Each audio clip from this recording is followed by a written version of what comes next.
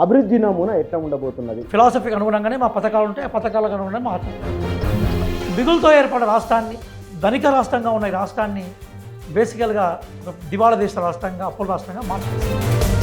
అసలు ఏమాత్రం మంచి లేదు, మొత్తము నష్టం అనే భావన కలిగించే విధంగా ఎందుకు మాట్లాడుతున్నారు? అప్పులు మిగిలిపోయినాయి, వడ్డీలు పెరిగిపోయినాయి, ప్రజల బతుకుల్లో మాత్రం ఎట్లాంటి మార్పులు రాలేకపోయినాయి. దురగడిగా పిలువబడే ప్రగతి భవన్ ఏది ఉందో ఆ ప్రగతి భవన్ ముంగట ఉండే బ్యారికేడ్లను ధ్వంసం చేసుకుంటారు. ఆపరేషన్ ఆకర్ష్ అని, చేరికలను ప్రోత్సహించడమని ఇవేం చేయబోతున్నారా? అమాయక మేకల మందల్లోకి మేక చర్మాన్ని కప్పుకొని వచ్చే తోడేళ్ళు లాంటి వాళ్ళు మామూలు కాదు. కానీ మేము వచ్చిన 100 రోజుల్లోనే వచ్చి వీళ్ళు మేనిఫెస్టో సాధ్యం కాదు, 420 మేనిఫెస్టో హే. ఎన్ని మార్కుల విస్తారణ వచ్చింది ఆయనకి ఇప్పటివరకు? ఈ రెండు మన అసెంబ్లీ ఎన్నికలు, లోక్సభ ఎన్నికలు ఆయన ఎక్కడో 3వ స్థానానికి పోయిన పార్టీని అధికారంలో తీసుకొచ్చాడు కదా sir. Unless the people are aware, the concept of democracy will not be successful one.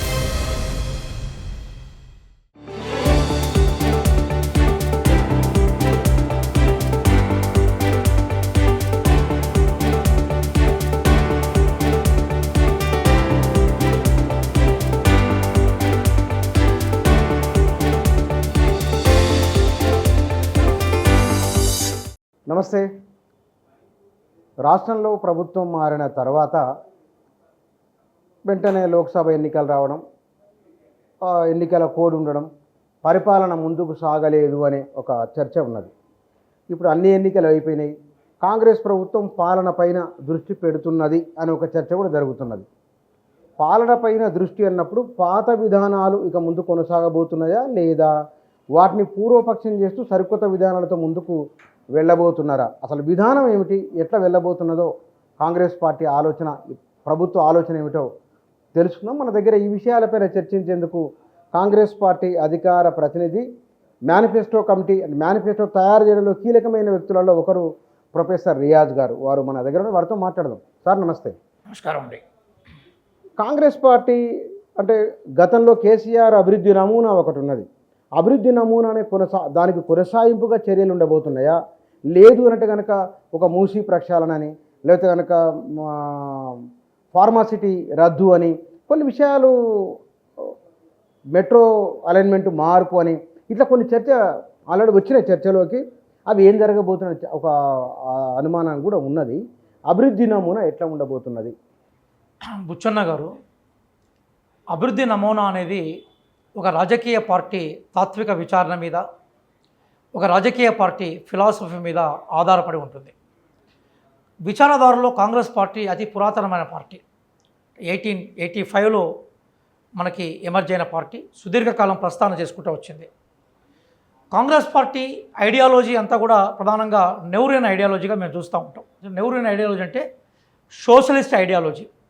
అంటే సహజంగా సమాజంలో ఏ ఉత్పాదన అయితే జరుగుతుందో, ఏ మిగులైతే వస్తుందో అది ప్రజలకు ఉపయోగపడాలి, దానికోసం రాజ్యానికే ప్రధానంగా ఆర్థిక వ్యవస్థ మీద ఆధిపత్యం ఉండాలని కోరుకునే పార్టీ. కాబట్టి ఫిలాసఫీ విషయానికి వస్తే కాంగ్రెస్ పార్టీకి ఒక ఫిలాసఫీ ఉంది. అందుకోసం కాంగ్రెస్ పార్టీ భారతదేశంలో సంక్షేమ పథకాలకి అంకురార్పణ జరిపి కాంగ్రెస్ పార్టీ సంక్షేమ విధానాలకి పునాదులు ఏర్పాటు చేసే పార్టీ. సరే, మీరు చెప్పినట్టుగా మిగతా రాజకీయ పార్టీలన్నీ కూడా కాంగ్రెస్ పార్టీ నుంచే తీసుకున్నవి. ఈవెన్ బీజేపీ కూడా 1980లో బీజేపీ మొట్టమొదటిసారిగా ఏర్పడ్డప్పుడు ఆ పార్టీకి జాతీయ అధ్యక్షులుగా ఉన్న అటల్ బిహారీ వాజ్పేయి గారు ఏమన్నారంటే గాంధేయ సోషలిజం అన్నాడు. సోషలిజం కాన్సెప్ట్ కాంగ్రెస్ పార్టీ తీసుకొస్తే మాది కూడా సోషలిజమే, కాకుండా మా పార్టీ ఐడియాలజీ గాంధేయ సోషలిజం అన్నాడు. కాబట్టి ఈరోజు ఫిలాసఫికల్గా కాంగ్రెస్ పార్టీ చాలా రిచ్ పార్టీ ఐడియాలజికల్గా. కాబట్టి డెఫినెట్గా మా ఫిలాసఫీ మాకు ఉంటుంది, ఆ ఫిలాసఫీ ప్రకారమే మా విధి విధానాలు ఉంటాయి. ఇప్పుడు మీరు చెప్తున్నా ఏంటంటే సంక్షేమ పథకాలు, అంటే సంక్షేమ పథకాలు ప్రభుత్వాలు మారినప్పుడల్లా సంక్షేమ పథకాలు మారే అవకాశం ఉంటుంది. అంటే వాళ్ళ కార్యకర్తలు వాళ్ళ ఎలక్షన్లో చేసిన వాగ్దానాలు వాటి ఆధారంగా సంక్షేమ పథకాలు తీసుకొస్తూ ఉంటారు. కానీ సంక్షేమ పథకాల్లో కూడా ఏ రకమైన సంక్షేమ పథకాలు తీసుకురావాలి, ఈ సంక్షేమ పథకాలు ఎవరికి ఉపయోగపడేలాగా ఉండాలనేది బేసిక్గా మనం చూసినప్పుడు పార్టీ ఐడియాలజీ మారుతూ ఉంటుంది. ఉదాహరణకి కోవిడ్ టైంలో మనందరం ఏమనుకున్నామంటే పేద పేదలకు ఉపశమనం కలిగించే మనకి విమానాలకు అంటే మనకు ఏరోప్లేన్ మనీ పంపింగ్ ఉంటుంది అనుకున్నాం మనం. కానీ బీజేపీ గవర్నమెంట్ అది తీసుకోలేదు. ఏం చేసిందంటే స్వదేశీ పెట్టుబడిదారులను ఎంకరేజ్ చేసే క్రమంలో స్వదేశీ పెట్టుబడిదారులు ప్రధానంగా పెద్ద పెద్ద క్రోనీ క్యాపిటలిజం ఏదైతుందో వాళ్ళకు రాయితీలు ఇచ్చారు. అంటే వాళ్ళ రాయితీలు ఇస్తే ఉత్పాదన మీద కొంత ప్రభావం పడుతుంది, ప్రజలకు బేసికల్గా తక్కువ ధరలకి వస్తువులు వస్తాయని వాళ్ళు అనుకున్నారు.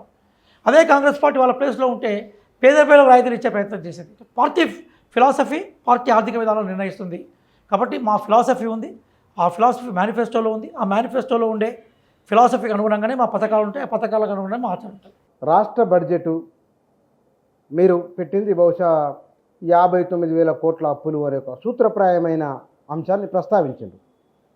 బయట జరుగుతున్న ఒక చర్చ ఇది 75,000 కోట్ల రూపాయల పైబడి జరగవచ్చు 6 గ్యారెంటీలు అమలు చేయాలంటే అనేది. ఈ విధానంలో గత ప్రభుత్వం సర్కారు భూముల వేల ఉన్నది, ఈ ప్రభుత్వం అదే దారిలో వెళ్తుందా, ఇంకేమన్నా మార్గం ఉంటుందా? ఒక విషయం బుచ్చన్న గారు, అంటే వీళ్ళందరూ చేస్తున్న ప్రచారం ఏంటంటే ఈ 6 గ్యారెంటీల అమలుకే రాష్ట్ర బడ్జెట్ సరిపోదు అనే ఒక చర్చ తీసుకొస్తున్నారు. కానీ గణాంకాలతో సహా చెప్తున్నాను, మనది only vote on account budget, అది పర్మనెంట్ బడ్జెట్ కాదు. కేంద్ర ప్రభుత్వం ఇప్పుడు కొత్తగా పెట్టిన తర్వాత మళ్ళీ పర్మనెంట్ బడ్జెట్ వస్తుంది. అందులో దాదాపుగా 1,63,000 కోట్లను మేము చూపెట్టాము ఓట్ ఆన్ అకౌంట్ బడ్జెట్. ఇప్పుడు ఈ 6 గ్యారెంటీలను అమలుపరచడానికి కావాల్సిన డబ్బులు ఏవైతున్నాయో అవి 63 నుంచి 65 కోట్ల వరకు సరిపోతుందనేది మేనిఫెస్టోలో శ్రీధర్ బాబు గారి ఆధ్వర్యంలో మేము కూర్చున్నప్పుడు ప్రొఫెసర్ జానయ్య గారు, అట్లాగే నేను, ఇంకా చాలామంది గొప్ప వాళ్ళు ఉన్నారు అందులో. వాళ్ళందరి యొక్క చర్చ ఏంటంటే మనం 60 నుంచి 65 కోట్ల రూపాయల కనుక 65,000 కోట్ల రూపాయలు కనుక వెచ్చించగలిగితే ఈ గ్యారెంటీలను మనం తీసుకురాగలుగుతాం. కర్ణాటక బడ్జెట్ కూడా మేము తీసుకున్నాం, వాళ్ళ దగ్గర గ్యారెంటీస్ ఎంత ఉంది. తమిళనాడులో కూడా ఎక్కువ సంక్షేమ పథకాలు ఉన్నాయి. భారతదేశంలో ఎక్కువ సంక్షేమ పథకాలన్నది మనకి తమిళనాడులో, తర్వాత ఆంధ్రప్రదేశ్లో జగన్ ప్రభుత్వంలో ఉండేది. వాటి మీద కూడా మేము చర్చ చేసినాక చివరిగా మా కంక్లూజన్ ఏంటంటే 60 నుంచి 65,000 కోట్ల రూపాయలు కనుక ఉంటే చేయొచ్చు అనుకున్నాం. కాబట్టి బడ్జెట్లో అలొకేషన్ ఉంటుంది. అయితే మీరు అన్నట్టుగా ఏమైందంటే ఒక ఊహ మాత్రం తప్పైంది. అదేంటంటే కొంత రాష్ట్రంలో అంతో ఇంతో బడ్జెట్ ఉందని మేము అనుకున్నాం. ఎందుకోసం అంటే కేసీఆర్ గారు ఎప్పుడు మాట్లాడినా కూడా ఇది అత్యంత ధనవంతమైన రాష్ట్రం అని చెప్పుకుంటూ వచ్చేది. కానీ తీరా మేము పోయిన తర్వాత లోపల లంకెబిందాలున్నాయి కానీ అలా ధనం లేదు.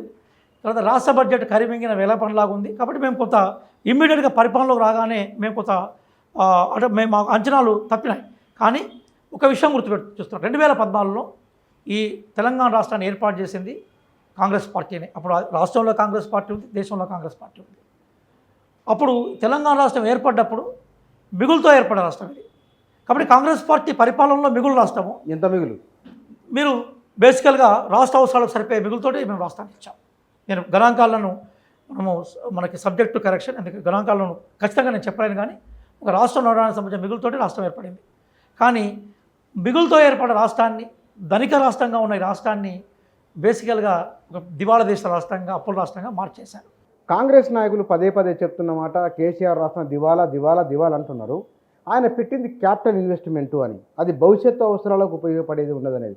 మీరు ఎందుకు దాన్ని అసలు ఏమాత్రం మంచే లేదు, మొత్తము నష్టం అనే భావన కలిగించే విధంగా ఎందుకు మాట్లాడుతున్నారు? ఇప్పుడు 2-3 విషయాలు మాట్లాడుకుందాం మనం.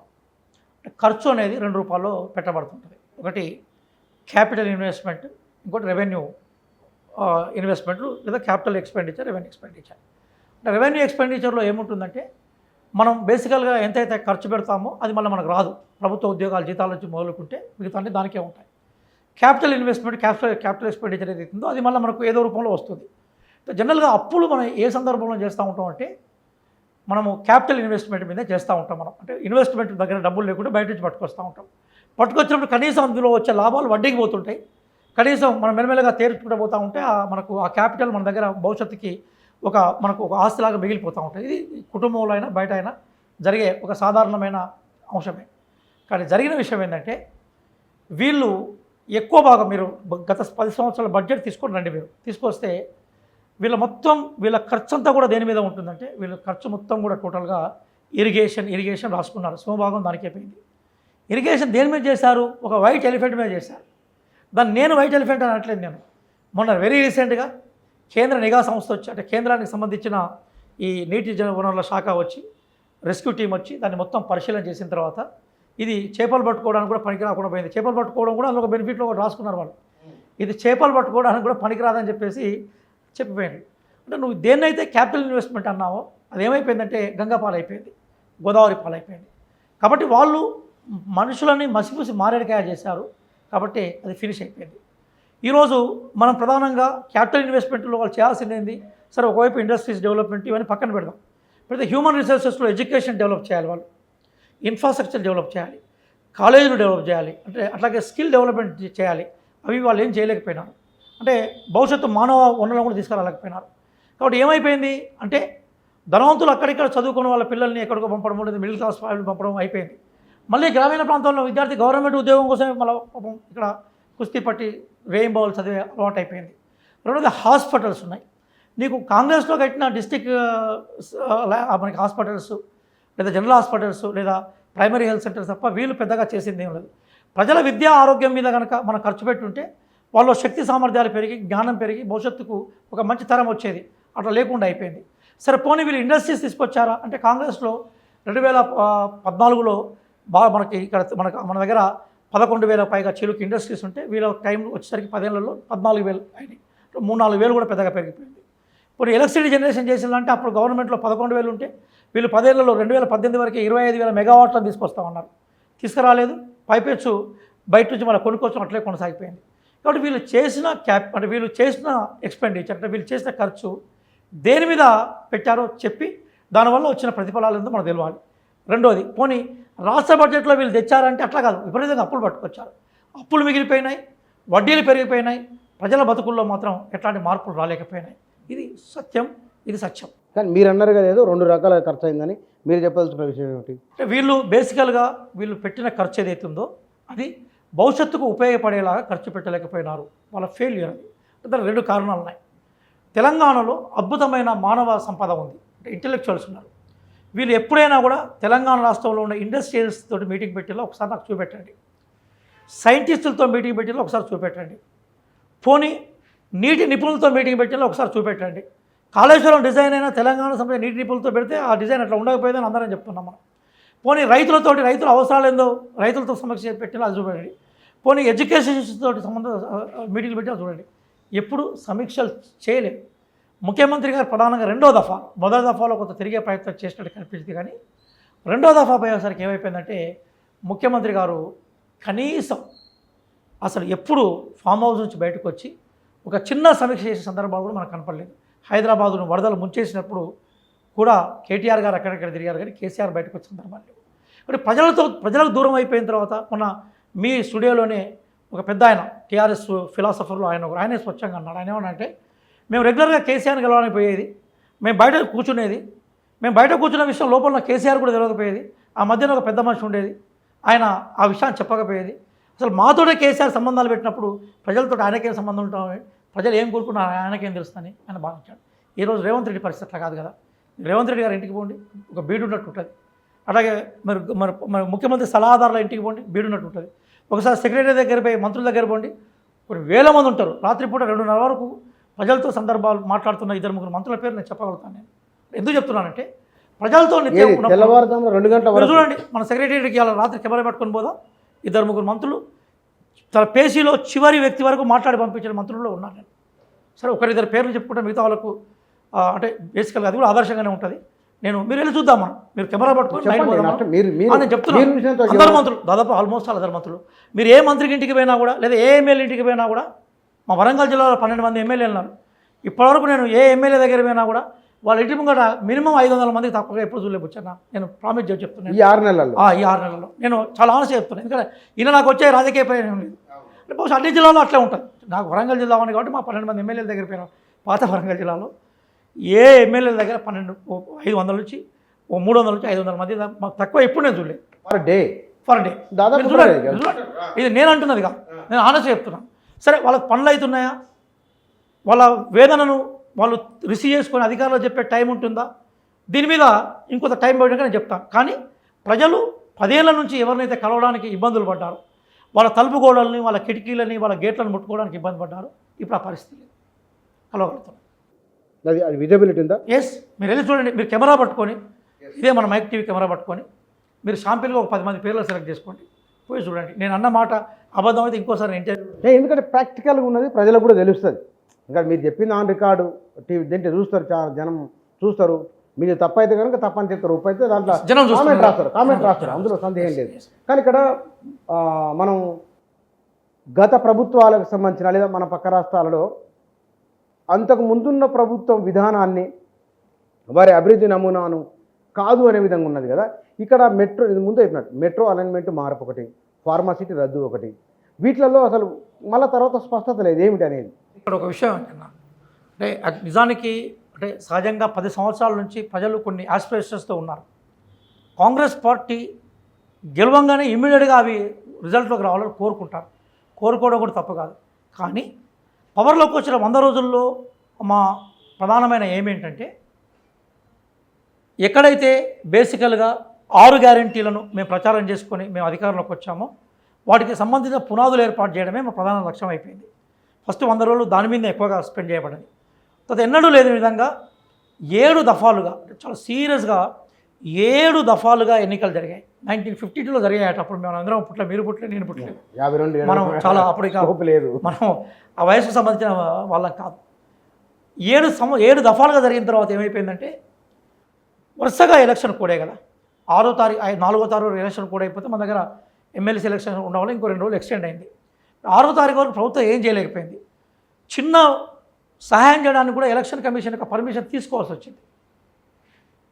అందుకోసం వాళ్ళు అది కాకుండా మీరు వేరే ఏం చేయొద్దని కూడా చెప్పారు. 6వ తారీఖు నుంచి వచ్చింది. 6వ తారీఖు తర్వాత వెంటనే ముఖ్యమంత్రి గారు చేసిన పని ఏంటి, మనకి ఒకప్పుడు మనము ఐటీఐలు అనే వాటిని అడ్వాన్స్ టెక్నాలజీ సెంటర్స్గా మార్చేశాడు కదా. ఇమీడియట్గా స్కిల్ డెవలప్మెంట్ మీద ఫోకస్ చేశాడు. రైతుల రుణమాఫీకి ఎన్ని అవకాశాలను దాని మీద చర్చలు మొదలుపెట్టాడు ఇమీడియట్గా. ముఖ్యమంత్రి ఒకసారి నీకు కనిపించకపోవచ్చు, కానీ ముఖ్యమంత్రి ఏం చేస్తున్నది రోజు అయితే మన ప్రెస్లో వస్తున్నది కదా. 2 దగ్గర పోయినాడు. అట్లాగే లా అండ్ ఆర్డర్ను ఈ మధ్య కాలంలో తెలంగాణలో దేశంలో ప్రధానంగా ఈ చిన్న అమ్మాయిలను రక్షణ లేకుండా అయిపోయింది. 2-3 రేప్స్ అయినాయి మనకు. ఎస్ఐ ఒక దగ్గర పిస్టల్ పెట్టి బెదిరించడం, చాలా దారుణమైన విషయం. ఈరోజు వెంటనే వాడిని సర్వీస్ సస్పెండ్ చేయలేదు, రిమూవ్ చేశాడు ఇమీడియట్గా, ఒక క్షణంలో చేసేసి గవర్నమెంట్ ఉన్నాయి. అట్లాగే ఇప్పుడు ఇమీడియట్గా కొన్ని సమస్యలు పరిష్కరించాలి. అవేంటంటే, మేము జాబ్ క్యాలెండర్ని అన్నాం. ఈరోజు శ్రీధర్ బాబు గారు దాని మీద మాట్లాడారు. వేకెన్సీస్ అన్నిటిని ఐడెంటిఫై చేసి ఈ ఉన్న ఎగ్జిస్టెన్స్ వేకెన్సీలో కలపాలి, లేదా కొత్త నోటిఫికేషన్ ఇవ్వాలి. అట్లాగే ఈ చాలా కాలేజ్ ట్రాన్స్ఫర్స్ లేవు, 317 జీవో ఉంది. అట్లాగే ఆర్టికల్ మనకి జీవో 46 మీద అభ్యర్థులు ఎదురు చూస్తున్నారు. దాని మీద సబ్ కమిటీ ఫంక్షనింగ్ జరిగింది. వైస్ ఛాన్సలర్ రిక్రూట్మెంట్కి సంబంధించిన సెర్చ్ కమిటీని వేశారు. ఉన్నాయి, చేస్తున్నారు, కానీ కొంత టైం పడుతుంది. ఎందుకోసం అంటే, ఇప్పుడు అధికారులు ప్రభుత్వాన్ని అర్థం చేసుకోవాలి, ప్రభుత్వం అధికారులను కూడా అర్థం చేసుకోవాలి కదా. అధికారులు ఎవరు కూడా ఆకాశం నుంచి ఊడిపడ్డే వాళ్ళు కాదు కదా. వాళ్ళకున్న సోషల్ కమిట్మెంటు, వాళ్ళకున్న పర్సనల్ ఇంట్రెస్ట్లు, అంటే వాళ్ళ పర్సనల్ అప్రోచెస్ ఎట్లా డెవలప్మెంట్ మీద వాళ్ళు ఎక్కడెక్కడ సూట్ అవుతారో మేము సెట్ చేసుకోవాలి కదా. ఈరోజు ఎలక్షన్ కమిషన్ మనకి ఎలక్షన్ కూడా అయిపోగానే కలెక్టర్లను, ఎస్పీలను ఎక్కడెక్కడ సెట్ చేశారు. ఇప్పుడు టీచర్ల బదిలీకి మేము గ్రీన్ సిగ్నల్ ఇచ్చాము. మేము ఇప్పుడు నిరుద్యోగులకు సంబంధించిన జాబ్ క్యాలెండర్, ఎగ్జిస్టెన్స్ వేకెన్సీ మీద వితిన్ 1 వీక్లో ముఖ్యమంత్రి గారు ఒక స్టేట్మెంట్ ఇవ్వబోతున్నారు. ఇవన్నీ చేస్తున్నారు. అయితే బేసికల్గా ఒక చిన్న ప్రాబ్లం కూడా ఏమొచ్చిందంటే, ప్రజలు ఇమ్మీడియట్గా పాత టీఆర్ఎస్ని రిప్లేస్ చేయాలని కోరుకుంటున్నారు.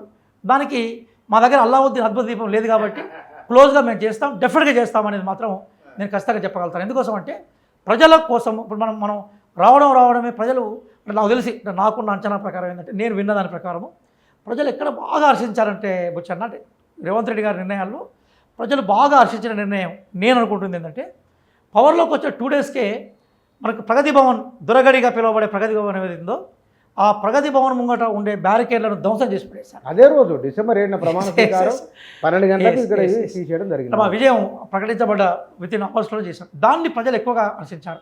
అంటే ఎందుకు దాన్ని బాగా హర్షించారు, డెవలప్మెంట్ యాక్టివిటీ కన్నా దాన్ని ఎందుకు హర్షించారంటే, తెలంగాణ ప్రజలు స్వేచ్ఛను కోరుకుంటున్నారు, వాక్ స్వాతంత్రాన్ని కోరుకుంటున్నారు, వాళ్ళ ఎమ్మెల్యేలు, ఎంపీలు, అధికారుల దగ్గరికి వెళ్ళి మాట్లాడాలని కోరుకుంటున్నారు.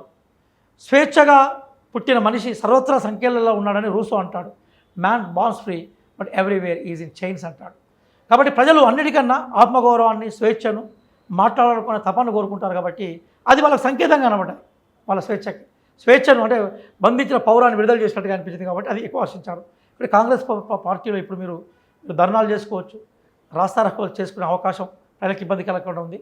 అట్లాగే లా అండ్ ఆర్డర్కి విఘాతం కలగకుండా మీరు రాజ్యాంగబద్ధంగా వివరించే అవకాశాన్ని కాంగ్రెస్ పార్టీ. కానీ ఇక్కడ గత ప్రభుత్వాన్ని విమర్శించి అదే ప్రభుత్వం ఇప్పుడు 10 మంది 15 మంది బీఆర్ఎస్ వాళ్ళు టచ్లో ఉన్నారని 2-3 పేర్లు బహిరంగంగానే బయటికి వినపడుతూ ఉన్నాయి. మరి మీరు ఆపరేషన్ ఆకర్ష్ అని, చేరికలను ప్రోత్సహించడం అని ఇవేం చేయబోతున్నారా? ఇప్పుడు మిమ్మల్ని ఒకటి అడుగుతున్నాయండి చిన్న మనిషిని కూడా హత్య చేయడానికి వచ్చినప్పుడు మనం ఏం చేస్తాం చెప్పు? కాపాడుకుంటాం, ప్రొటెక్ట్. ఈరోజు కాంగ్రెస్ పార్టీ చేస్తున్న అదే కదా. మొట్టమొదటిసారిగా ఎవరు మాట్లాడారు? కాంగ్రెస్ పార్టీని కూలుస్తాం తోలుస్తాం అని చెప్పేసి మనకు జనగామ శాసనసభ్యుడు మాట్లాడినాడు కదా, పల్లా రాజేశ్వర రెడ్డి గారు అన్నారు కదా. దాన్ని సమర్థించింది ఎవరు? కేటీఆర్ కదా. దాన్ని ఇంకా గట్టిగా మీరు ఉండండి ఒక 6 నెలలు ఆగండి ఏమైందో చూస్తారని చెప్పింది హరీష్ రావు గారే కదా. సీఎంగా పదవి పోగానే ఆయన పాపం మానసిక అశాంతికి గురైతే 100 మంది 200 మందిని తీసుకొని పోయి ఆయన ఇంటి దగ్గర పోయి కేసీఆర్ దగ్గర పోయి సీఎం అని అనిపించింది వాళ్ళే కదా. కాబట్టి ఏదో మళ్ళీ సీఎం అంటున్నారు, కాంగ్రెస్ 6 నెలలు అంటున్నారు, కాంగ్రెస్ 3 నెలలు అంటున్నారు, కాంగ్రెస్లో 5 అంటున్నారు అని వార్తలు నిలబడితే మేము కొంచెం బేసికల్గా రక్షణ కోసం ఇంకో ఇద్దరు పట్టుకొచ్చి మా దగ్గర పెట్టుకుంటాం కదా, మనోళ్ళు అనుకొని పెట్టుకుని మన మీద కూడా దాడి చేయడానికి వస్తే మనం అందరం మన దగ్గర పెట్టుకుంటాం కదా. అంత పిచ్చి వేరే ఉంటుంది. సమర్థన బాగుంది. ఏముంటుంది చూసాం అంటే మేము ఫస్ట్ మేము కాపాడుకోవాలి, మమ్మల్ని మేము కాపాడుకోవాలి కదా. ఇప్పుడు నిజంగా టీఆర్ఎస్ ఏరియాస్ బీఆర్ఎస్ఏ కనుక ఈ కాంగ్రెస్ పార్టీ కూల్చాం పేల్చాం అన్నప్పుడు మాకు అసలు అవసరం రాదు. ఎవరి మెజారిటీ వాళ్ళకు ఉన్నప్పుడు ఆ లొల్లే ఉండదు కదా. ఇది అంతకుముందు వాళ్ళు నువ్వు నేర్పిన విద్య నీదాక్ష కదా. మమ్మల్ని 25 మంది దాకా గెలిపిస్తే తీసుకొచ్చి 6 చేతివి నువ్వు.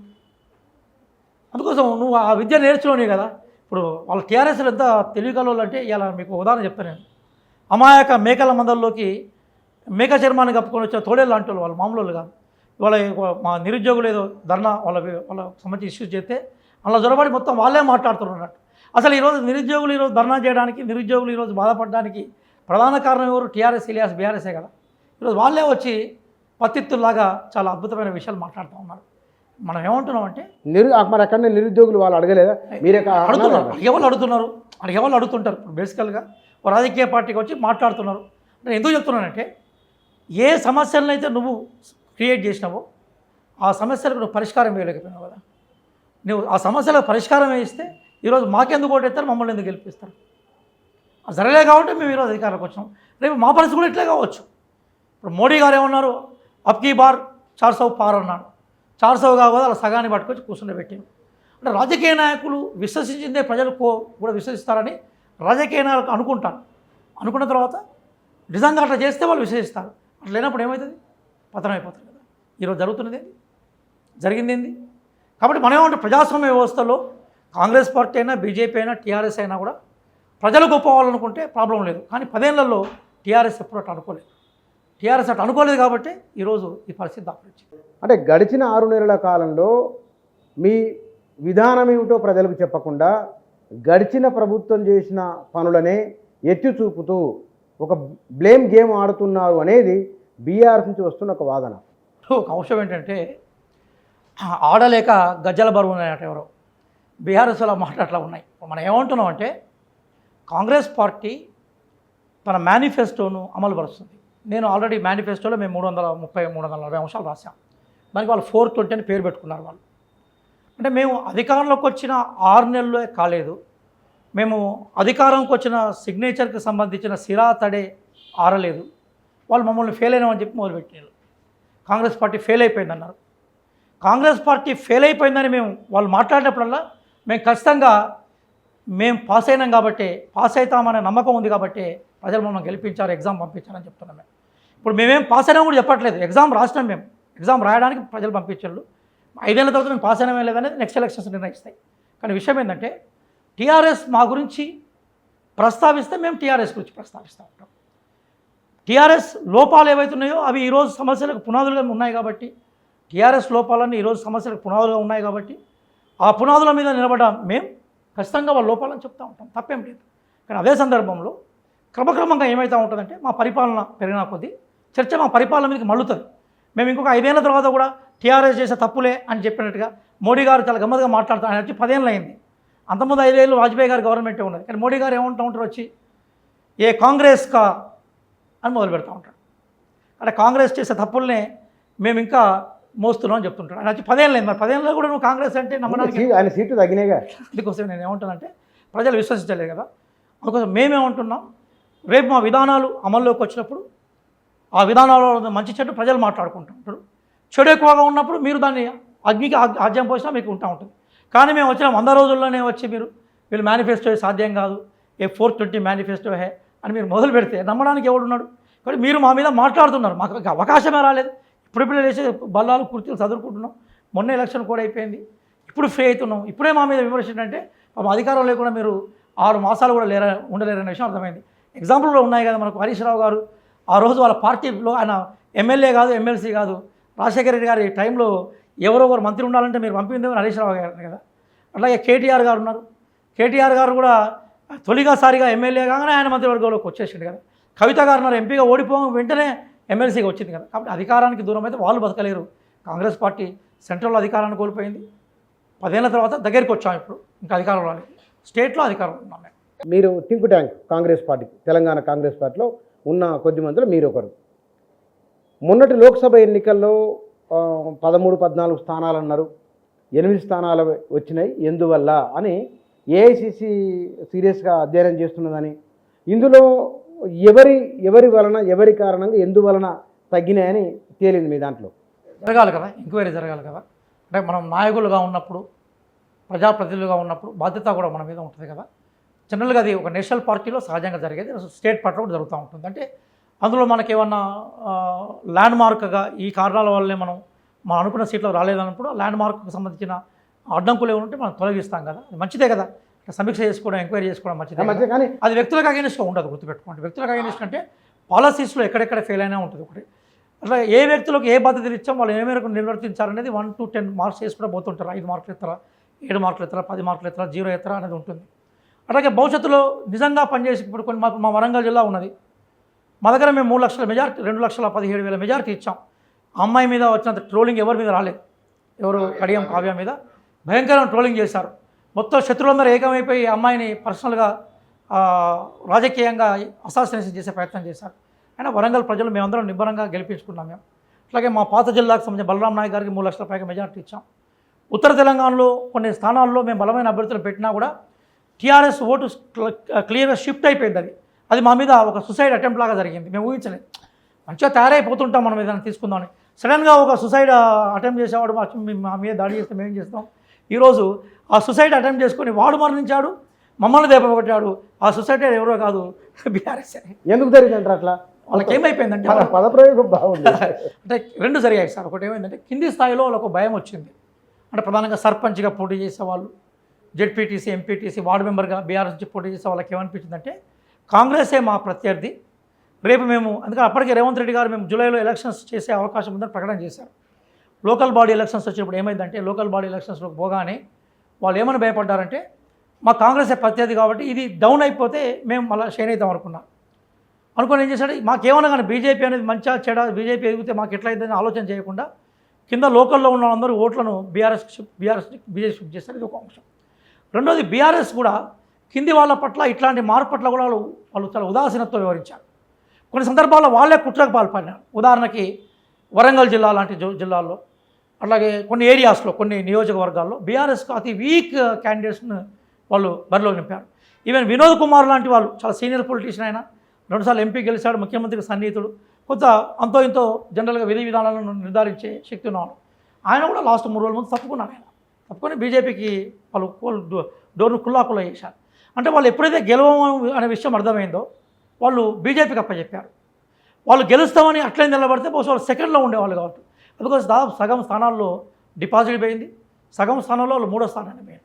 అది వాళ్ళు చేతులారా చేసుకున్న ఆత్మాహుతి. అది వాళ్ళ ఆత్మాహుతి దాడులు చేసుకొని వాళ్ళు పోయినారు. కొన్ని స్థానాల్లో మమ్మల్ని కూడా చంపేశారు. కాబట్టి మేము ఊహించలేదు. అంటే బీఆర్ఎస్లో పైన ఓటు వాళ్ళు ఒక ఒప్పందం లాగా మాకు కనిపించినా కూడా కింద ఓటు షిఫ్ట్లో తేడా ఉంటుంది అనుకున్నాం, కానీ అట్లా జరగలేదు. దాని నుంచి మేము మళ్ళీ గుణపాఠాలు నేర్చుకోవాలి. అంటే మీ అంచనా ఎన్ని సీట్లు ఉన్నది మీకు? బహుశా ఇంకొక 3 సీట్లు మేము గెలుచుకునే వాళ్ళం కావచ్చు. ఒకటి మెదక్ సీట్ అట్లనే మేము లాస్ అయినా, మెదక్ సీట్ మేము ఊహించలేదు. మహబూబ్ నగర్ సీటు కూడా మేము బేసికల్గా ఊహించలేదు. మహబూబ్ నగర్ మేము ఆదిలాబాద్ సీటు కూడా మేము ఊహించలేదు. అట్లాగే ఇంకొంచెం బీఆర్ఎస్ కనుక ఇంకొన్ని ఓట్లు తెచ్చుకుంటే మేము జగిత్యాల కూడా మనం నిజామాబాద్ కూడా పట్టుకొచ్చుకునేవాళ్ళం. మెదక్ బాగా లాస్ అయిపోయినాం, అంటే కొద్ది 30,000తో ఓడిపోయినాం. అలాగే మేము ఇంకోటి సికింద్రాబాద్ విషయంలో కూడా ఏమైపోయిందంటే పద్మారావుకి ఇంకొంత ఎక్స్పెక్ట్ చేశాం మేము. పద్మారావు ఓటు ఇది కూడా అట్లా 4-5 స్థానాలు, అంటే మేము 12, ఇప్పుడు మేము అనుకున్నాం 14 టార్గెట్ పెట్టుకున్నాం, 11 అనుకున్నాం మేము, కానీ ఇప్పుడు 8 దగ్గర అయిపోయాం. అంటే కాంగ్రెస్ కన్నా బీజేపీకి మెజార్టీలు ఎక్కువ వచ్చినాయి గెలిచిన స్థానాలు? లేదండి, ఇప్పుడు అఖండమైన మెజార్టీతో గెలిచిన సీట్ అంటే కాంగ్రెస్ 5 లక్షలు మనకు మన నల్గొండ ఉన్నది, ఖమ్మం ఉన్నది కదా, 3 లక్షలకు పైగా మనకు మహబాద్ ఉంది, అట్లాగే భువనగిరి కూడా అదే స్థానంలో ఉంది. 2 లక్షలకు పైగా వరంగల్. కాంగ్రెస్ గెలిచే స్థానాన్ని కంఫర్టబుల్గా గెలిచాం మేము. కాంగ్రెస్ గెలిచే స్థానాల్లో తక్కువ మెజార్టీతో గెలిచే స్థానం ఏం లేదు. కానీ బీజేపీ గెలిచింది, బొటాబొటిగా గెలిచింది. కొంత ఒకటి 2 చోట్ల, ఒక మల్కాజిగిరిలో తప్ప బీజేపీ అన్నింటిలో కూడా, మల్కాజిగిరి అట్లాగే కరీంనగర్ తప్ప బీజేపీ అన్ని స్థానాల్లో బొటాబొటిగానే గెలిచింది. ఆ బొటాబొటిగా గెలిచిన ఓట్లు ఏవైతున్నాయో అవి బీఆర్ఎస్ ఓట్లే. అంటే రాబోయే ఇప్పుడు రేవంత్ రెడ్డి వారు మాట్లాడిన మాటలు కొంచెం ఊపు తేవడం అంత ఉన్నది. ఎన్ని మార్కుల అధిష్టానం వేసింది దానికి ఇప్పటివరకు ఈ 2 మన అసెంబ్లీ ఎన్నికలు, లోక్సభ ఎన్నికలు? అంటే 2 విషయాలు ఉంటాయి. ఆయన ఎక్కడో 3వ స్థానానికి పోయిన పార్టీని అధికారంలో తీసుకొచ్చాడు కదా సార్. మనం నిజంగా ఆలోచిద్దాం సార్. ఇప్పుడు లాస్ట్ ఎమ్మెల్యే ఎలక్షన్స్లో మేము చాలా ఘోరంగా ఓడిపోయినాం. 2018లో మేము ఊహించకుండా పోయినాం. పోయిన తర్వాత ఏమైపోయింది, మొత్తం అసెంబ్లీలో పార్టీనే మింగేశారు కదా. పార్టీనే లేదు. కొద్దిమంది ఇక సీతక్క, జగ్గారెడ్డి గారు లాంటి వాళ్ళు, పెద్దవాళ్ళు కొంతమంది, వాళ్ళు మనకి వీరయ్య గారు లాంటి వాళ్ళు, ఇట్లాంటి వాళ్ళు కొంతమంది ఉన్నా మళ్ళీ అందులో కూడా ఒకరిద్దరు డిస్టర్బ్ అయ్యి మళ్ళీ అటుపోయి మళ్ళీ ఇటు వచ్చారు. కానీ అట్లాంటి పార్టీని పవర్లో తీసుకొచ్చాం కదా సార్. ఇప్పుడు ఎంపీ స్థానంలో కూడా మేము 3వ స్థానమే కదా. అసెంబ్లీలో 2వ స్థానం, ఎంపీలో 3వ పోయినాం కదా. బీజేపీకి 4, మాకు 3 కదా. బీఆర్ఎస్కి 9, వాళ్ళకు 4, మాకు 3 కదా. కానీ చివరికి ఏమైపోయింది, మేము 3 నుంచి 8కి వచ్చాం. అంటే ఇది ఓవరాల్గా చూస్తే మాది విక్టరీనే. 3 నుంచి 8కి రావడం విక్టరీనే. కానీ మేము పవర్లో ఉన్నాం కాబట్టి ఇంకొక 2-3 సీట్లు రావాల్సి ఉండే. ఆ దిశలో మేము కొట్లాడినాం, బాగానే కష్టపడ్డాం. కానీ మాకు టైం కూడా సరిపోలేదు. దానికి ఏంటంటే ఎలక్షన్ కోడ్ వచ్చే రాగానే మేము అనుకున్నట్టుగా మేము ఏమైతే ప్రకటన చేశామో, ఇప్పుడు 2500ని నేను సీతక్క గారు దాని మీద మాట్లాడారు, డబ్బులు వేస్తున్నాం, నెలకి వేస్తున్నాం మేము. కానీ ఇప్పుడు ఏమైపోయిందంటే అవి మేము వేయడానికి వీలు లేకుండా ఎలక్షన్స్ వచ్చాయి. బహుశా ఒక 2-3 ఇప్పుడు మాకు 100 రోజులు పరిపాలన చేశాం. ఇంకొక 100 రోజుల తర్వాత ఎంపీ ఎలక్షన్స్ వస్తే రిజల్ట్లో తేడా వచ్చింది. కానీ కదా ఒకవేళ నరేంద్ర మోదీకే కనుక బంపర్ మెజార్టీ వస్తే తెలంగాణలో కాంగ్రెస్ గవర్నమెంట్ ఉండేది కాదు. ఇది ఒక చర్చ ఉన్నది బయట. ఇప్పుడు కాంగ్రెస్ సర్కిల్లో జరుగుతున్న చర్చ ఏమిటి అంటే, ఇప్పుడు కాంగ్రెస్ పార్టీ మేము సేఫ్గా ఉన్నామని మేము అనుకుంటున్నాం. మేము ఎందుకంటే మహారాష్ట్ర అనుభవం 2 అనుభవాలు ఉన్నాయి. ఒకటి ఏంటంటే మేము మంచిగా మేము చాలా సఫిషియెంట్ స్ట్రెంత్లో పార్లమెంట్లో ఉన్నాం. ఇప్పుడు ప్రజలు కూడా తీర్పు ఇవ్వడాన్ని మనం గౌరవించాలి. వాళ్ళు 295 ఉంటే 235 ఉన్నాం. డి అంటే డి లాగా ఉన్నాం కదా. రెండోది, ఇప్పుడు ఇంకొక ఆశ్చర్యకరమైన విషయం చెప్తాను. సెంట్రల్ పాలిటిక్స్ విషయానికి వస్తే, ఈరోజు ఈ 235తో కూడుకున్న బృందాలు ఏవైతున్నాయో, అంటే రకరకాల రాజకీయ పట్ల మాది మెజారిటీ పార్టీ 101 స్థానాలతో ఉన్నాం. వీళ్ళని డిస్టర్బ్ చేసే అవకాశం కూడా బీజేపీకి లేదు. ఎందుకోసం అంటే ఈ 235 పార్టీలకి సంబంధించిన అన్ని పార్టీల మీద, అందరి నాయకుల మీద బీజేపీ రకరకాల ప్రయోగాలు చేసి వాళ్ళను మానసికంగా, ఆర్థికంగా, నైతికంగా ఇబ్బందులు పెట్టింది. కాబట్టి ప్రతి పార్టీ బీజేపీ టైంలో గాయాలకు గురి కాబడే పార్టీలు, కత్తి గాయాలు, లేదా మనకు స్టాపింగ్, లేదా మనకు వెనక నుంచి వెన్నుపోట్లు రకరకాలు జరిగినాయి. కాబట్టి ఈ 235 నుంచి వాళ్ళు ఒక్క ఎంపీని కూడా కదిలించలేరు.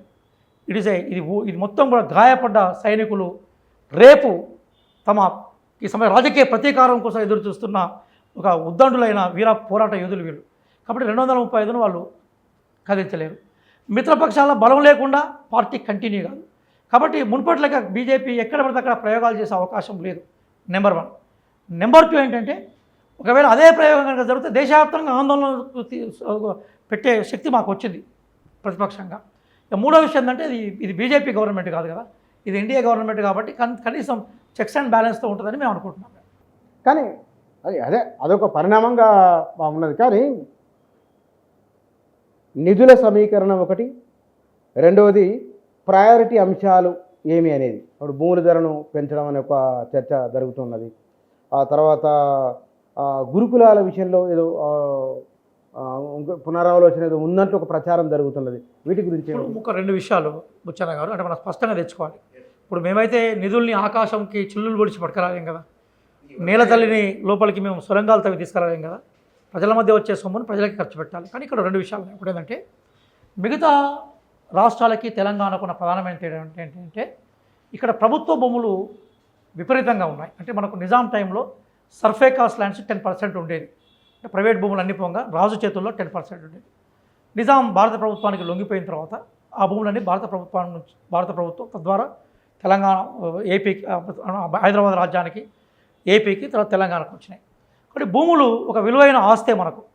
సరే, భూముల్ని అమ్మడాన్ని కాంగ్రెస్ పార్టీ బేసికల్గా వ్యతిరేకిస్తుంది. ఎందుకంటే అవి మనకి ఫ్యూచర్ తరాలకు ఉండాలి కాబట్టి. మరి ఆ భూముల మీద ఏదైనా ఆదాయాన్ని మనం ఎక్కడన్నా వాటి నుంచి ఏమైనా ఆదాయాన్ని సృష్టించగలుగుతామో ఆలోచన చేసే అవకాశం ఒకటి ఉంది. అంటే భూములు మిగతా రాష్ట్రాలకు లేని గొప్ప ఆదాయం ఉన్నారు మనకి. 1. రెండోది ఏంటంటే భూములతో పాటుగా హైదరాబాద్ సిటీ అనేది చాలా గొప్పది కదా. ఇప్పుడు ఈ భారతదేశంలో ఏ సోషల్ కాంపోజిషన్లో కూడా ఆ రాష్ట్రంలో ప్రజల్లో 35% ఒక దగ్గర, మిగతా 65% ఒక దగ్గర నివసించే సోషల్ కాంపోజిషన్ ఉన్న రాష్ట్రం లేదు మొత్తం ఇండియాలో. మీరు ఎక్కడైనా తీసుకోండి. కాబట్టి ఇప్పుడున్న 10 పాత జిల్లాలు అంటే 33 జిల్లాలు, 10 పాత జిల్లాలే కన్వెంట్ ఉంటాయి మనం మాట్లాడుకోవడం కోసము. ఈ 10 పాత జిల్లాల్లో ఒక జిల్లా హైదరాబాద్. ఇందులో దాదాపుగా 85 లక్షల మంది నివసిస్తున్నారు. 15 లక్షలు ఫ్లోటింగ్ పాపులేషన్ వస్తుంటారు పోతుంటారు. కోటి జనాభా ఇక్కడ ఉంటే ఇంకొక 2.5 కోట్ల జనాభా బయట ఉంటుంది. ఈ కోటి జనాభా ఇది ఇండస్ట్రియల్ నగరంలో ఉంది కాబట్టి ఇక్కడ మనకు అద్భుతమైన ఇండస్ట్రీస్కి అవకాశం ఉంది. సాఫ్ట్వేర్ ఉంది, ఎందుకంటే నిజాం భూములు వచ్చాయి కాబట్టి మనం ఫ్రీగా ఇచ్చాం మనం. దాంతో ఇక్కడ మనకు బ్రహ్మాండంగా ఐటీ పరిశ్రమ ఉంది. మరి హైదరాబాద్ నగరం ఏదైతుందో ఈ నగరం మొత్తం తెలంగాణను సాధగలుగుతుంది. అది మనకున్న మరొక అడ్వాంటేజ్. అందుకోసం తెలంగాణ ఉద్యమంలో మీరున్నారు. తెలంగాణ ఉద్యమంలో మీరు ఢిల్లీలో ఎంత వర్క్ చేశారో నాకు తెలిసిన ప్రత్యక్ష సాక్షిని. ఇద్దరం కలిసి కూడా భోజనం చేస్తాం చాలా దగ్గర. ఎక్కడ అగ్గో దొరికితే అక్కడపై భోజనం చేసేది. 3-4 రోజులు ఉండాలి కదా, పైసలు సరిపోవాలి కదా. చాలామంది తెలియదు తెలంగాణ ఉద్యమంలో బుచ్చన్న ఎవరో రియాజ్ ఎవరో తెలియకపోవచ్చు. కానీ మనం చిన్న చిన్న హోటల్ దగ్గర పోయి తినేది. అక్కడ 2-3 సార్లు కలుసుకుంటాం. బుచ్చన్న నీ దగ్గర నేను బిల్లు పెడతానంటే నువ్వు పెట్టేది, ఒకసారి అన్న నా దగ్గర డబ్బులు లేకుండా నువ్వు పెట్టేది. అట్లా అది ఆ జీవితంలో సార్ దట్ ఈస్ డిఫరెంట్. అది మా త్యాగాలు. కానీ నేను అంటున్నది ఏంటంటే అట్లాగే వరంగల్ కూడా దాదాపుగా ఆ రేంజ్లోకి వచ్చింది. ఎక్కడైతే పట్టణీకరణ ఉంటుందో, నగరీకరణ ఉంటుందో, పారిశ్రామికరణ ఉంటుందో అది డెవలప్ అయి ఉంటుంది. 40% పైగా జనాభా ఈరోజు పట్టణ జనాభా తెలంగాణలో ఉంటుంది. అది అభిలాషణమైన జనాభా. ఇది రెండో అడ్వాంటేజ్. మూడోది మనకు 2 నదులు, అద్భుతమైన నదులు ఉన్నాయి కదా. దోపు కదా మనది, ఉత్తరాన గోదావరి, దక్షిణ కృష్ణ ఉపనదులు. కరెక్ట్గా నీటిలో ఉపయోగించుకుని వ్యవసాయ రంగాన్ని చేసుకోవచ్చు.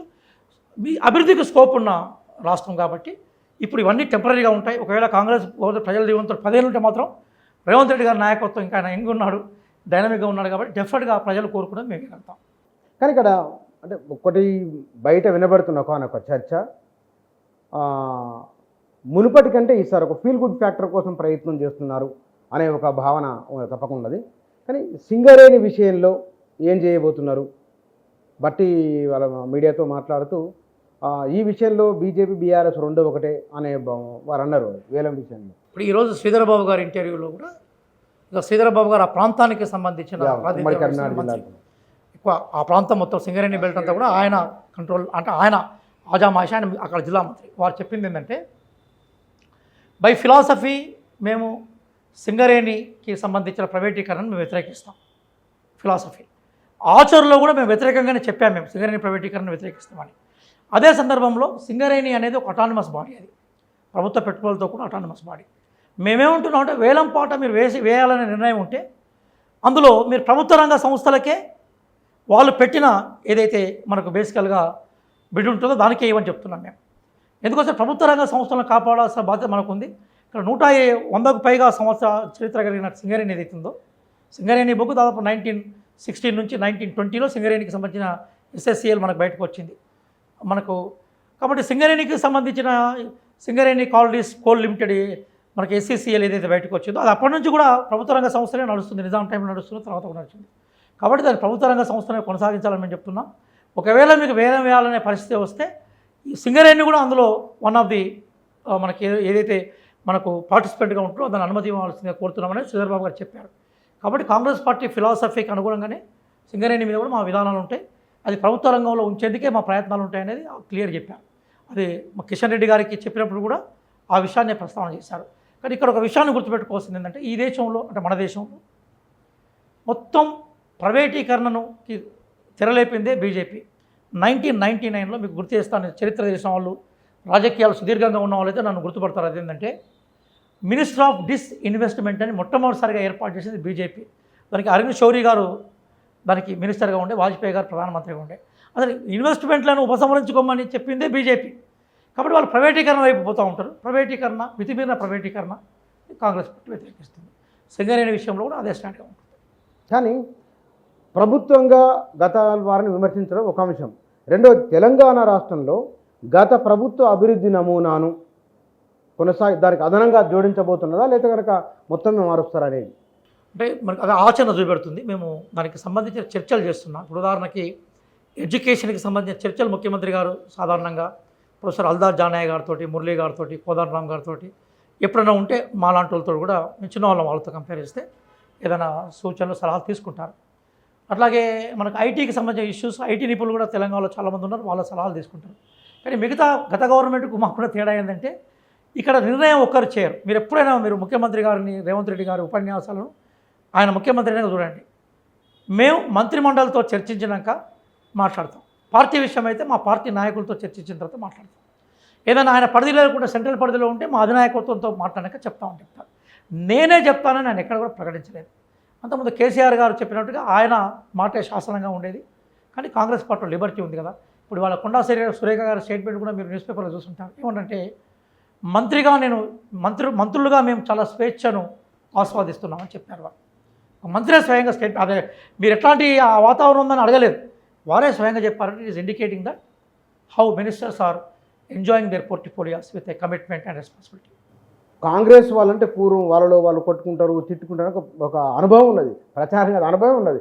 కానీ ఈసారి చాలా జాగ్రత్తగా ఉంటున్నట్టుంది కదా, బయటికి ఎక్కడ ఎక్స్పోజ్ కాకుండా లోపల ఏం మాట్లాడుకుంటే ఎవరికి తెలియదు.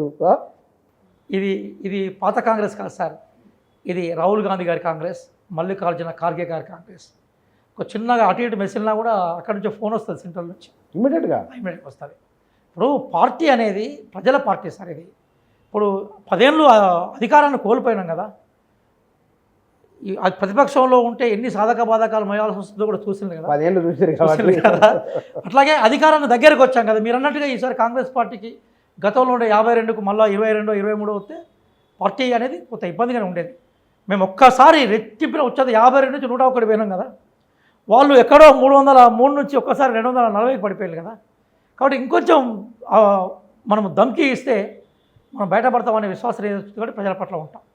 రెండో విషయం ఏంటంటే మున్పట్లకి లేవు సార్ రాజకీయాలు కూడా. ఎట్లా ఉన్నాయంటే ప్రజలు ఇంట్లో ఈ ముంగట ప్రజాప్రతినిధులు కూడా వందలు ఉంటున్నారు.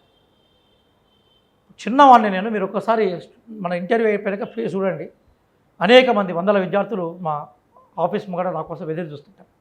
ఎందుకు చెప్తున్నానంటే ఒకప్పట్లాగా ఏముండేదంటే పైనుంచి ఏదైనా వస్తే పట్టుకునే ప్రయత్నం ఉండేది. ఇప్పుడు ఎగిరి పట్టుకోవాలని ప్రయత్నం చేస్తున్నారు. అది మంచి ఆస్పిరేషన్, డెమోక్రటిక్ ఆస్పిరేషన్, ప్రజల్లో చైతన్యం ఉంది కదా. అందుకోసమే జర్నీ జెఫర్సన్ అంటాడు, unless the people are aware the concept of democracy will not be successful one. అంటే ప్రజల్లో చైతన్యం రాకుంటే ప్రజాస్వామ్యము అనేది విజయవంతం కాదు. కాబట్టి ప్రజల్లో చైతన్యం వచ్చింది కాబట్టి ఈరోజు తెల్లారులేతో వచ్చి నా పని ఏమైందన్నా నువ్వు ప్రామిస్ చేస్తేవి మా ఇంటికి వస్తేవి ఇదని అంటున్నారు. ఇక్కడ తెల్లారులైతే మా ఎమ్మెల్యే అందరూ వాళ్ళ పనులు ఎట్లా చేసుకోవాలో బిజీ అయిపోయినారు. మా మంత్రులు ప్రజలకు ఎట్లా జవాబుదారీగా ఉండాలి, ప్రజలు ఎక్స్పెక్ట్ చేస్తుందని ఎట్లా వాళ్ళను ఒప్పించాలని ఆలోచిస్తున్నారు. కాబట్టి మిగతా విషయాలకు మనం నిండా బాగా పడినప్పుడు ఏమవుతుంది, పనులు పడిపోతాం. కానీ మిగతా విషయాలు ఉన్నాయి కదా. ఇప్పుడు కాంగ్రెస్ పార్టీ మంచిగా నిండుకుండా ఉంది కాబట్టి దొరికే అవకాశం లేదు. బాగుంది. కానీ మీకు పాఠాలు చెప్పడం బాగుందా, రాజకీయం చేయడం బాగుందా? పాఠాలు చెప్తున్నప్పుడు పాఠాలు బాగుంటాయి, రాజకీయాలు చేస్తున్నప్పుడు రాజకీయాలు బాగుంటాయి. కానీ ఒక విషయం గుర్తుపెట్టుకోండి సార్, ప్లేటో అంటాడు, తెలివికల్ల వాళ్ళు, చదువుకున్న వాళ్ళు విఘ్నులు రాజకీయాల్లోకి రాకుంటే మూర్ఖులు పరిపాలిస్తారని. ఇప్పుడు మీలాంటి జర్నలిస్టులు ఇప్పటికీ నాలంటూ వెతుక్కొని వచ్చారు. నా జీవితంలో ఎప్పుడు నాకు ఇంటర్వ్యూ కావాలని ఎవరు అనలేదు సార్. నేను ఎందుకు వచ్చారంటే కొంత సమాచారం దొరుకుతూనే వచ్చారు. రేపు అన్ని సమాజాలు, రాజకీయాల్లో కూడా అన్ని సమాజాలు, ప్రధానంగా రాజకీయాల్లో సమాజాన్ని అర్థం చేసుకునే వాళ్ళు వస్తే రాజకీయాలు బాగుపడతాయి సార్. రాజకీయాలు బాగుపడితే ప్రజలు బాగుపడతారు. నేను పాఠం చెప్తే క్లాస్ రూమ్లో ఉన్నవాడికి ఒకరికి 100 మందికి నేను పాఠం చెప్పగలుగుతాను, ఆన్లైన్లో 1000 మంది చెప్పగలుగుతాను. కానీ నాకు రేపు ఏదైనా ప్రభుత్వపరమైన బాధ్యత ఇస్తే లక్షలాది కోట్లాది మంది జీవితాలకు సంబంధించిన నిర్ణయం చేసే దాంట్లో నేను ఒకరిగా ఉంటాను కదా. అది పెద్ద అవకాశం కాబట్టి నేను పాఠం చెప్పడంలో ఆనందపడతాను, రాజకీయాల్లో విలువలను ఆస్వాదించడంలో సంతృప్తి పడతాను సార్. బాగుంది. కానీ సార్ ఇక్కడ నామినేటెడ్ పోస్టుల భర్తీ వచ్చింది, అది పెద్ద ఇష్యూ కాదు సార్. జరిగింది ఏంటంటే మొన్నటిదాకా ఎలక్షన్ కోడ్ ఉండేది. ఇప్పుడు ఏమైందంటే ఇంకొన్ని అంటే నాకు మొదటి దశలో రాష్ట్ర గ్రంథాలయ చైర్మన్కి ఇచ్చారు. నేను ముఖ్యమంత్రికి కృతజ్ఞుడిని. కానీ నేను లైబ్రరీస్కి పోతే కనపడేది ఏంటంటే వందలాది మంది విద్యార్థులు ఉన్నారు సార్. నేను కూడా చిన్నప్పుడు లైబ్రరీలో రెగ్యులర్గా పోయేవాడిని. లైబ్రరీస్లో వందలాది మంది విద్యార్థులు చదువుతున్నారు. లైబ్రరీస్ లాగలేవు, ఆ విజ్ఞాన కేంద్రాలు ఉన్నాయి. నేను పోతే పిల్లలు అడుగుతున్న ప్రశ్న ఏంటంటే, సార్ మాకు కుర్చీలు కావాలంటున్నారు, పుస్తకాలు అనట్లేదు, మేము పుస్తకాలు పట్టుకొచ్చుకుంటాం, మాకు ప్రశాంతంగా కూర్చునే వాతావరణం కావాలంటున్నారు. లైబ్రరీస్ ఒకప్పుడు లైబ్రరీస్గా ఉండేది, ఇప్పుడు రీడింగ్ రూమ్ లాగా మారిపోయినాయి. ఇంట్లో సరైన పరిస్థితులు లేక మంచిగా ప్రశాంతంగా నలుగురు మధ్య చదువుకోవాలనుకున్నప్పుడు లైబ్రరీస్ ఉపయోగపడాలి, దాని మీద అధ్యయనం చేయాలి. నేను సెక్రటేరియట్ మెట్టు దిగి వస్తుంటే వాకాటి కరుణ గారు ప్రిన్సిపల్ సెక్రటరీ, ఆమె నన్ను ఆపి మేడం నమస్తే పెడితే, రియాజ్ గారు నేను కాకతీయ యూనివర్సిటీకి ఇన్ఛార్జ్గా ఉన్నాను వీసీగా, మీ దగ్గర ఏమైనా డబ్బులు ఉంటే మాకు యూనివర్సిటీకి అలాట్ చేయండి అని అడుగుతున్నారు. నేను చాలా సంతోషపడ్డాను. అంటే మేడం ఆమె ఒక ఇన్ఛార్జ్ వీసీ, అధికారులు ప్రజలు బాగా కోరుకున్నప్పుడు అధికారుల తీరులో కూడా మార్పు వస్తుంది, ప్రజలను కోరుకుంటారు. ఇంకా నేను ఆఫీస్లో అడుగుపెట్టలేదు. ఖచ్చితంగా తెలంగాణ జ్ఞాన సమాజంలోగా మార్చడం కోసము మాకు ఆ బాధ్యత మా గౌరవ ముఖ్యమంత్రి గారు ఇచ్చారు. నిలబెట్టుకునే ప్రయత్నమే నా ముందున్న కర్తవ్యం. బహుశా ఇంకొన్ని గంటల్లో, ఇంకొన్ని రోజుల్లో, అంటే ఈ నెలాఖరు వరకు దాని పట్ల మేము బహుశా మీరు అనుకుంటే మళ్ళీ మన ఆఫీస్లో లైబ్రరీస్ మీద ఈసారి మాట్లాడే ప్రయత్నం చేసుకోవచ్చు. Right sir, thank you very much. Telangana రాష్ట్రంలో ఈ ప్రభుత్వం, ప్రస్తుతం కాంగ్రెస్ ప్రభుత్వం, భవిష్యత్తు ఆలోచన ఎట్లా ఉన్నది, వారు భవిష్యత్తు ఎట్లా ఉండాలనుకుంటున్నారు, బయట జరుగుతున్న ఒకానొక చర్చకు, మీడియాలో వస్తున్న కథనాలు, వివిధ అంశాలపైన వాటన్నిటికి సంబంధించిన వారి అభిప్రాయాలు, వారి ఆలోచనలు ఇవి. Thank you.